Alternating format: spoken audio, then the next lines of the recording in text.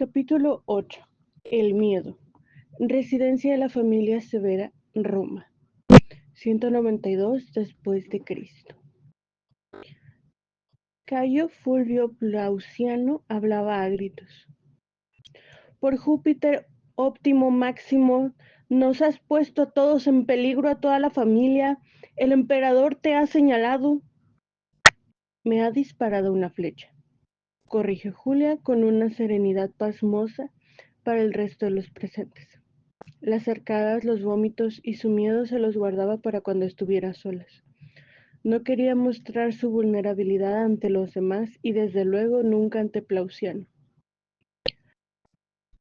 La flecha la ha lanzado contra mí, no contra ti, Plauciano. El veterano senador, amigo de su esposo, siguió vociferando en medio del atrio. Nunca debiste abandonar la casa sin mi permiso e intentar salir de Roma el día del incendio.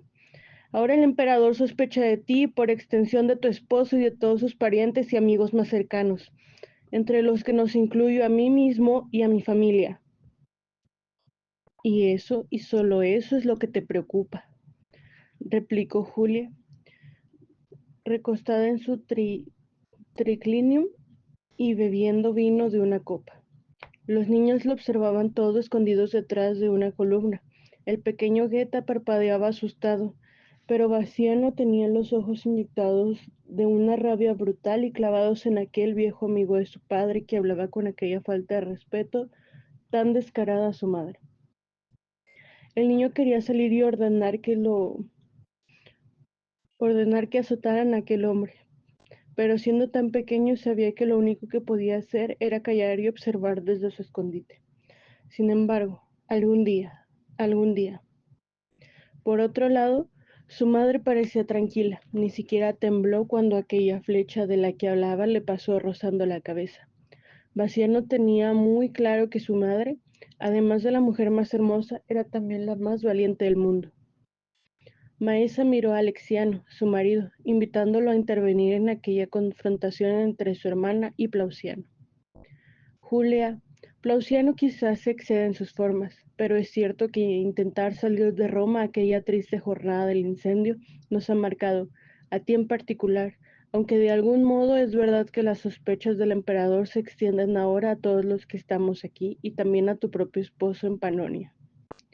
No me extrañaría que el emperador ordene su destitución. Ella sabes que Cómodo ya juzgó a Septimio una vez por consultar a astrólogos sobre el futuro. No creo que en una segunda ocasión vayamos a tener la fortuna de que el emperador lo perdone de nuevo. Plauciano tiene razón en que hemos de extremar al máximo la prudencia. Cualquier otra acción por nuestra parte que el Augusto pudiera considerar traición sería fatal para todos. ¡Lo sé!, contestó Julia de modo abrupto. El ataque frontal de Plauciano podía digerirlo, pero que su cuñado lo respaldara le sacaba de sus casillas. Además, le hablaba como si fuera una niña, y los niños allí eran todos ellos. Nadie parecía entender nada. Ya sé que me equivoqué aquella noche, pero también acerté al no mostrar miedo alguno cuando me apuntó con el arco en el atrio Fabio. Si me hubiera agachado, ¿cómo habría interpretado no ya que tenía miedo, sino que me sentía culpable? Sé que mi actitud en el anfiteatro contribuyó a que dudara y por eso también estamos de momento vivos todos. Y nadie me agradece ese gesto de valentía. Todos callaron. El pequeño Bassiano quería aplaudir desde su escondrijo, pero siguió agazapado y sin hacer ruido alguno. No es hora de exhibiciones, ni de valor, ni de audacia, dijo Plauciano, esta vez en un tono más sosegado, pero mirando con enorme desdén a Julia. Ella lo vigilaba de reojo. Sabía que Plauciano la odiaba desde el mismo día en que se casó con Septimio, pero no sabía exactamente por qué. Había oído rumores de que Plauciano había sido no ya solo amigo, sino también amante de su esposo en la juventud. Pero ni a su esposo ni al veterano Plauciano parecían agradarles los hombres, así que no podía ser por despecho de amante destronado. No, era por algún otro motivo que ella no alcanzaba a entender. Septimio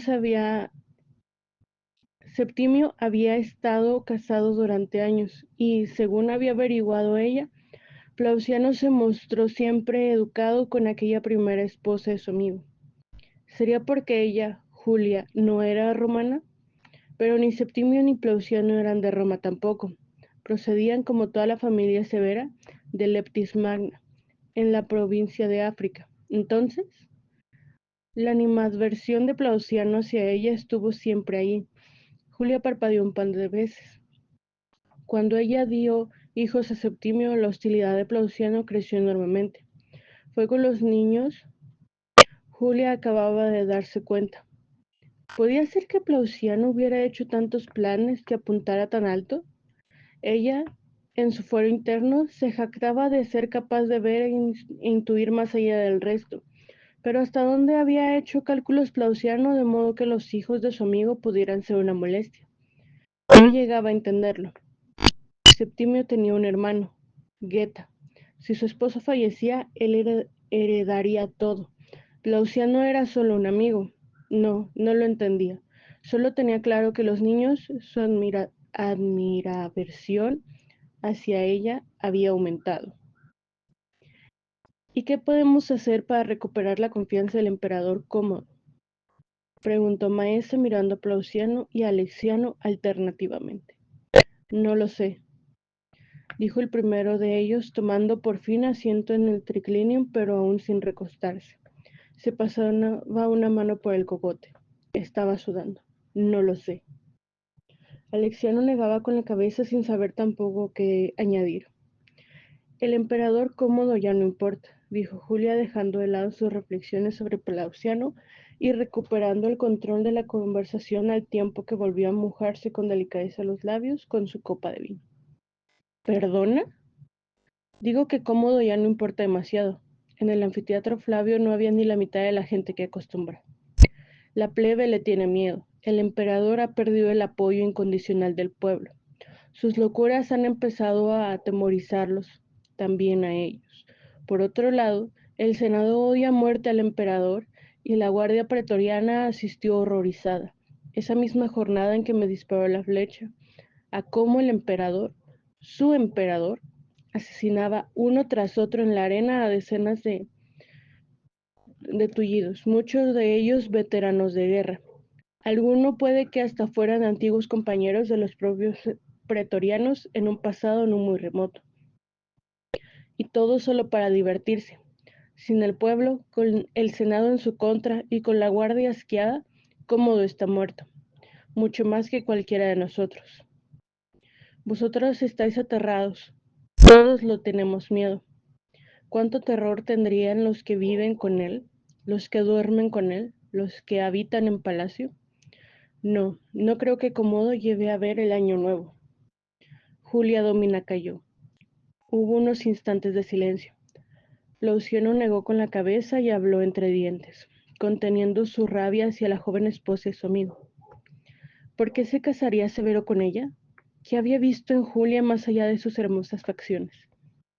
La cuestión no es esa, dijo al cabo, pronunciando cada palabra con el énfasis de un augur que dictamina sobre un futuro que cree ver con una clarividencia inapelable. La cuestión en sí, nosotros llegaremos vivos a ver ese desenlace mortal de Cómodo o no.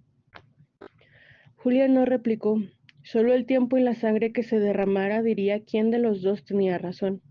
Era como si hubiera una macabra puesta en marcha, a doble o nada, a vida o muerte. Lo único que en aquel momento unía a todos en mayor o menor medida era esa profunda sensación de miedo. Incluso Julia, aunque había ocultado sus temores en una actitud de audacia y desafío en medio de aquel océano de incertidumbre en el que se había transformado el imperio de Cómodo, no podía dejar de pensar en si alguna vez volvería a ver a su esposo Septimio, que seguía estando allá lejos, al norte, en la remota frontera del Danubio. Dejó que una lágrima resbalara por su rostro sereno, pero se enjugó rápidamente con el dorso de su mano. No quería que nadie la viera llorar, y mucho menos el altivo Plauciano.